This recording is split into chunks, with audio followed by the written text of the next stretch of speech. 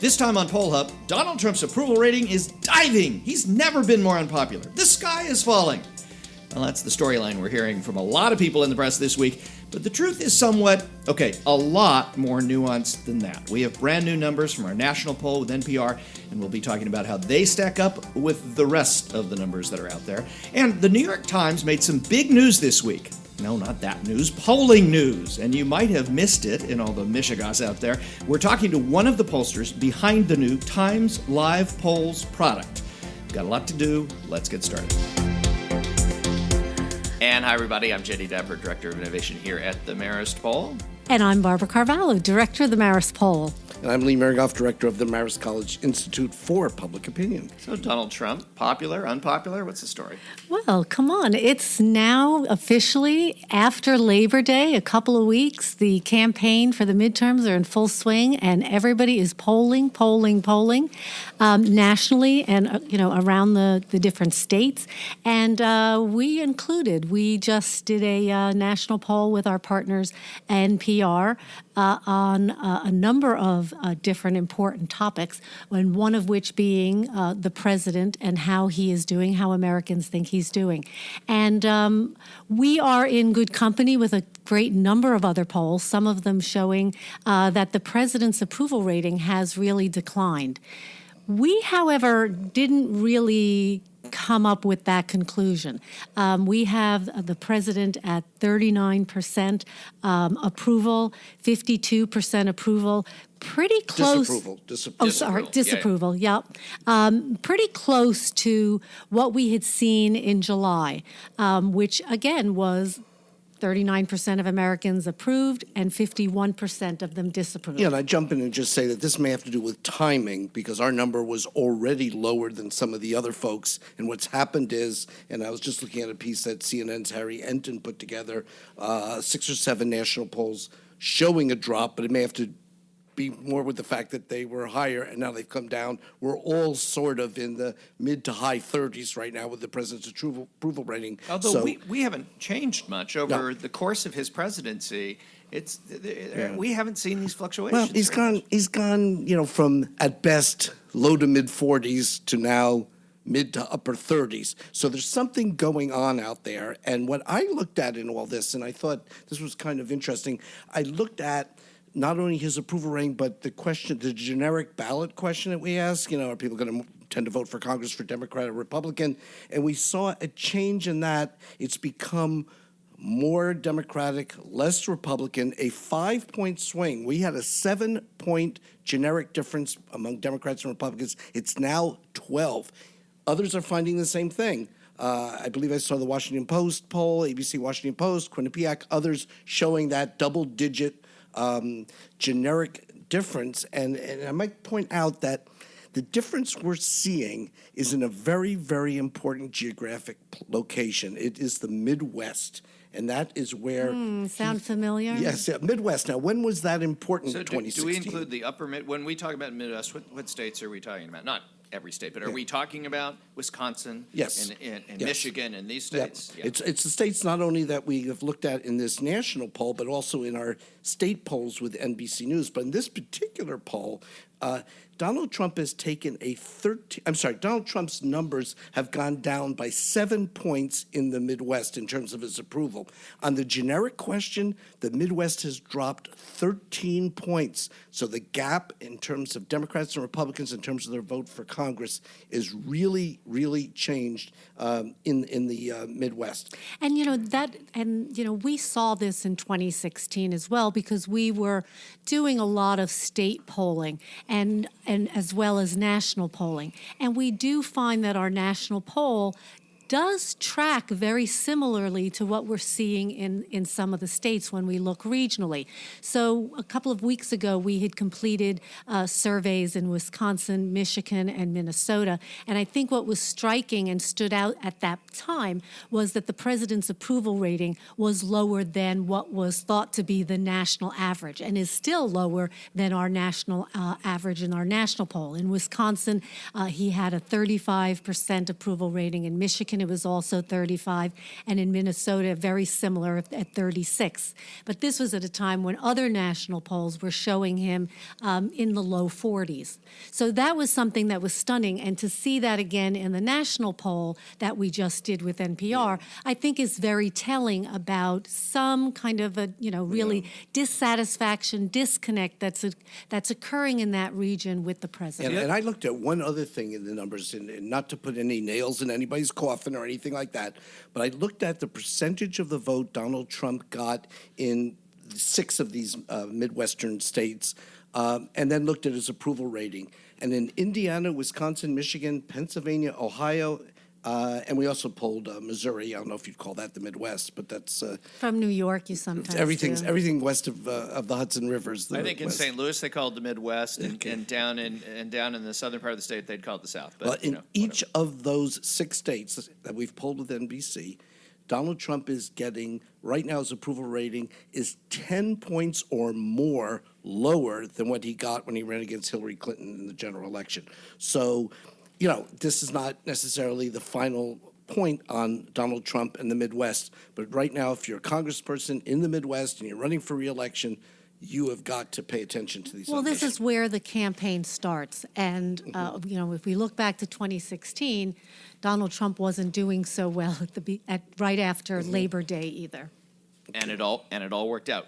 Speaking of congressional races, I mean, this is really where the story is this year. Obviously, Trump's not on the ballot, but he is in all of these congressional races. And the New York Times has put together a new platform or program or product, if you want to call it, polling product for this fall, and looking at all or many of these congressional races. Don Levy is director of Siena Research Institute. Siena Poll, as you know and you love and you've heard about them, they are part of the thing that makes this work at the Times, and we're lucky to have Don on the line with us. Don, welcome. Great to be with you guys. So this polling product, and you could, if you want to call it something different, that's fine. It's certainly something that seeks to, I think, engage people who are really interested in polling, and that's a lot of the public. They want to know what's going on. I'm curious how this got started, and where you guys got started with this in terms of trying to direct it in a way or build it in a way that would give the public some better understanding of the election at this point in time than they got in 2016. Well, we've been doing work with the New York Times now for a number of years, and working very closely with Nate Cohn there at Upshot. And we started to give Nate real-time access to our data, our server, when we were doing a project with him. So, we'd be in the field and we'd get our first 50 completes, and I'd be getting texts from Nate. And so he got fascinated with what those of us who do polling have experienced for a long time, where we watch the data come in. We see the first 50 completes. We see the first 100 completes. And those of us who've been doing it for a while know that there's a great deal of noise, a significant amount of the margin of errors, of course, very high with that beginning of the poll. But then it starts to level out. It starts to find the type of numbers that we're going to see as the poll moves towards completion. So we started talking about 2 things. Number one, that we wanted to make a very significant commitment to understanding how the House of Representatives was going to shape up in this upcoming election. And 2, why don't we draw back the curtain and show people exactly how polling is done, how difficult it is, how many people we need to call, how those polls are completed, and what happens to the numbers as they come in. Further, we said, well, let's show them that there is a certain art and science that merge together in what we do. And so let's show them how, if you indeed use various different modes of weighting, that even when you are complete, you're going to see some changes in the numbers. So the project was hatched, and the people at the Times got most excited about the idea of, well, let's do it live. And when the idea first came up, I said, You mean live, like at the end of every day, we'll post numbers the next day? No. And I said, boy, that's going to be really difficult. That's like so last century. And so that's exactly what they said to us. And they said, no, we've got to do it live. So, what we are doing now is really in every 15-minute increments.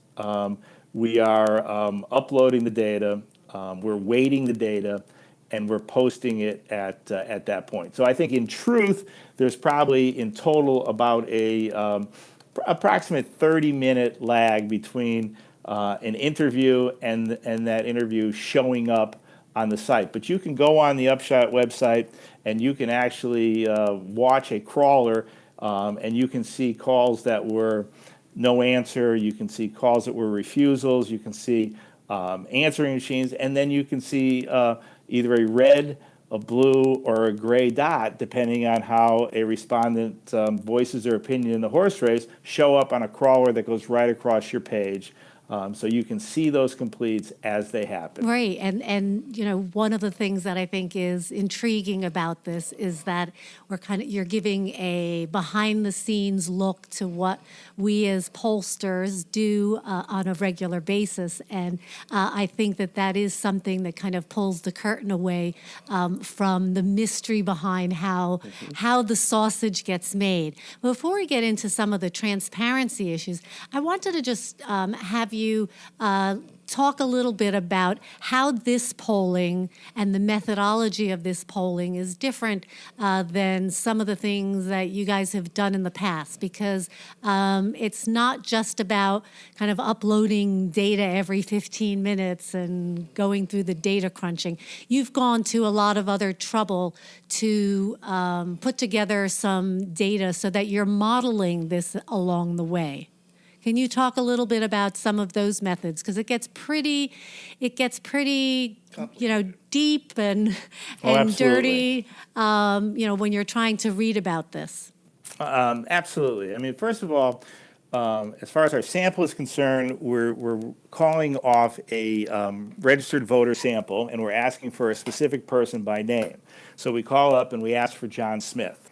So we already know a great deal of information, to whatever extent the voter list is accurate, about John Smith. And we have computed a model based on the respondents' previous voting history as to what their probability of turning out is. Within the poll, so we've got that based on their prior performance, and we've adjusted that based on our model as to how important turning out in a congressional race is, most especially an off-presidential year congressional race, versus turning out in a presidential and/or some other election. So we built a model that takes a look and gives each respondent a score based on their likelihood of turning out. Then within the poll, we ask people how likely they are to turn out. So we're getting both a historic turnout as well as a stated likelihood. We merge those two, and then ultimately we apply the combination of their previous vote history and their stated likelihood to vote as a secondary weight. So we apply that to each and every respondent. As far as the typical demographic weights, I think that certainly given the 2016 election and the fact that many people did not weight by education, we've included education as a rake weight in our first stage of weighting. And then the question, and I think maybe what you're starting to open up is, so what are you weighting to? And ultimately we've built a series of projections. If you look on the website, you'll see 7 different models that in effect are different turnout scenarios, and we weight to each one of those. And so we're, to clean it all up, we're weighting by demographics, we're weighting by probability, likelihood of turning out, and we're providing 7 different potential versions of the the electorate that is going to turn up in November. So one of the things about doing surveys of the public is, and really the beauty of public opinion polling, is its statistical simplicity. If you're able to, talk to people and garner some information, and you have questions which actually measure what it is you're asking them about.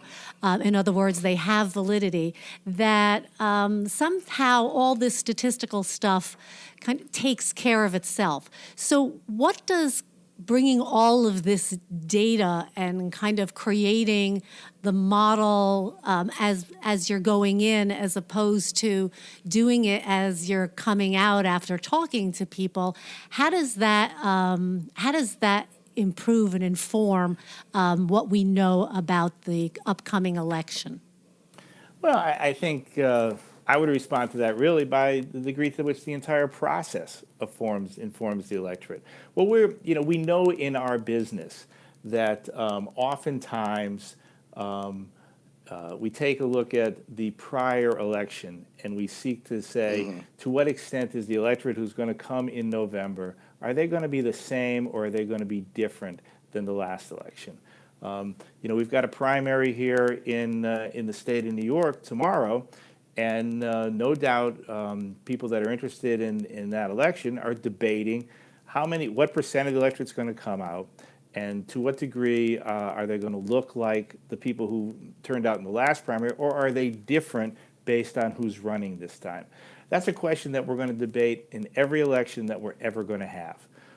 So I think it's beholden upon us as pollsters to take a position on that. If we issue one number and we can say, okay, we're going to turn out to the ratio in which that people exist within the reservoir of registered voters. And that's a legitimate approach to say that the people who turn out in November are going to show up in the same ratio as the people who are registered to vote.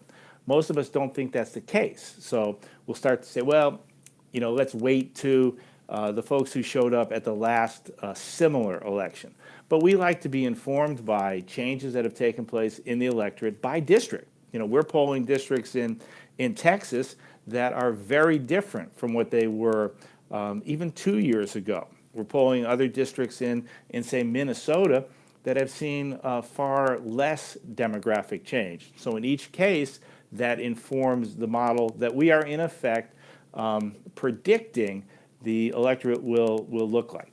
In order to inform the public, though, we say it could be different. And here are 6 other scenarios and how the vote choice or the Trump approval number would be different if indeed those folks who turn out are indeed different than what we project.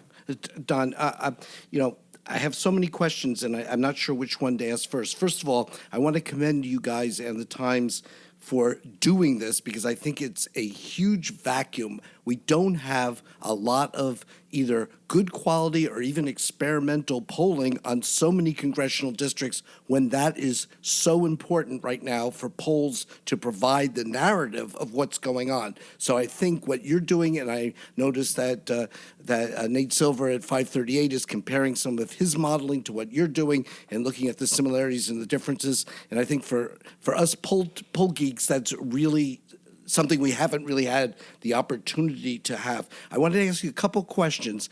Over the summer, earlier in the summer, you guys started this, and I think you pulled it up because things weren't what you had wanted. Rarely can I think of another instance where someone said, you know what, we're not getting what we thought. We're going to have to go back and revisit this, which I thought was incredibly transparently commendable.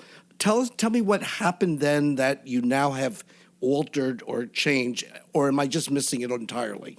Well, we tested the logistics of this process throughout the entire summer. We did one test that we didn't share the data at all, in which we sought to get approximately 25 completes over the space of 3 days in 60 districts.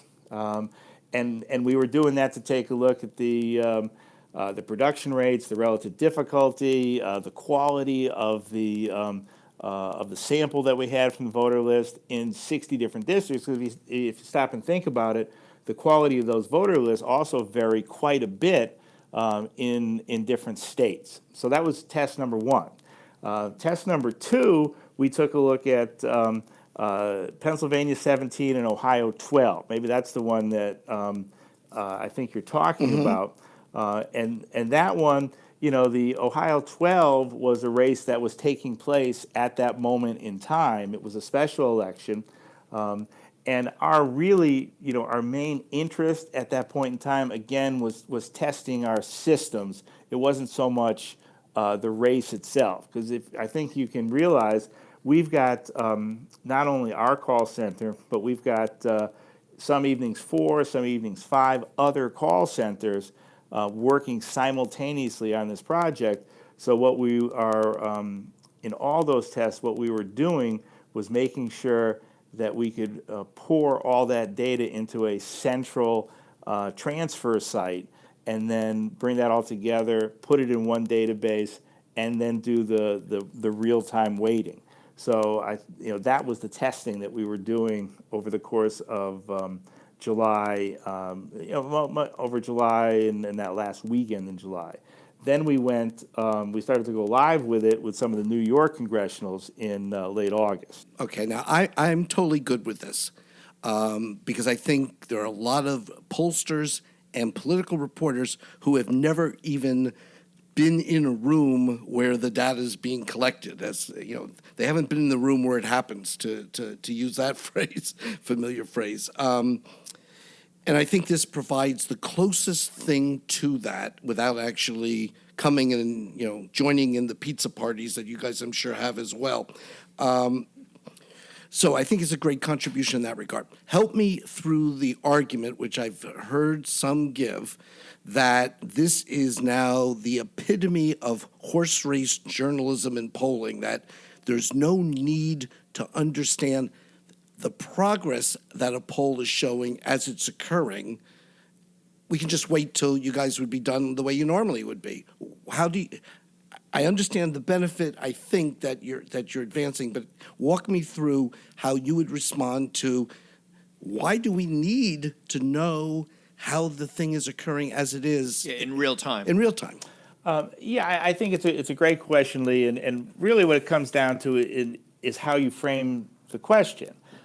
If you are a reporter, if you're a citizen, and you're interested in the middle of September, where does the race stand in West Virginia 3? Where does the race stand in Minnesota 8?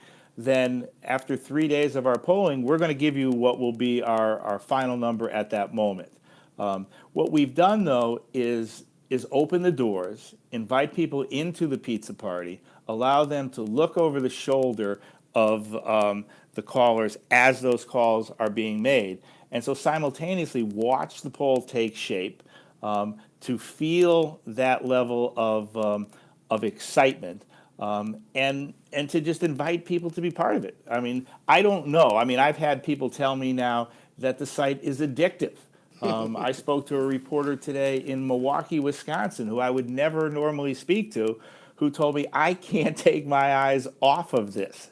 Now, maybe that's the same person who, I don't know, maybe they're fascinated with fantasy sports for all I know. I don't know. But we have invited people in to watch the process as the process takes place. Clearly, a week later, when our results are a week old in any of these races, they're done, they're complete. And at that point, the conversation will not be only on live polling. The conversation will be, well, how does California 48 stack up vis-a-vis Illinois 6 on the Trump approval question, the way you started your segment, or on the generic control of Congress question? And we're going to have all that data too. You know, I'm as excited about being able to be part of a project that's going to do approximately 100 polls in 63 days, that's going to look at 40 to 50 races, and be able to tell the story of each one of those individual congressional districts on not just the horse race, not just Trump approval, but we're also asking a handful, you know how important space is in a poll, but we're asking a handful of substantive questions too on issues like immigration, on issues like the Mueller investigation. And so we're going to be able to give insight into the difference between these congressional races, and then ultimately make some sort of informed comment as to what's going to happen with control of the House of Representatives in November. And clearly, which you and I and others, beat the drum constantly, we're providing a narrative, and that's what you're trying to do as well. And I totally get that and applaud you for it. I mean, I think this is awesome. I think we all had problems with the forecasters last time and providing false expectations of what was going to happen, and now we don't. This will hopefully address that as well. But here, I got the last question, and I can't provide any insight into this in the least. Maybe you can. Okay. There's 4 major college polls: Marist, Siena, Quinnipiac, and Monmouth. We're all top rated. What is it about the MAC division the conference that makes this the place where schools who don't play the best basketball in history are all, You may have answered your own question with that. Yeah, well, What's your take on that? I don't know. I think it just sort of happened. I mean, I'm thrilled to be in the polling conference. And certainly, That's right. I don't know about you, Lee, but there have been times where I've walked into my college president's office and I've said, clearly, I had a better year this year than the basketball coach did.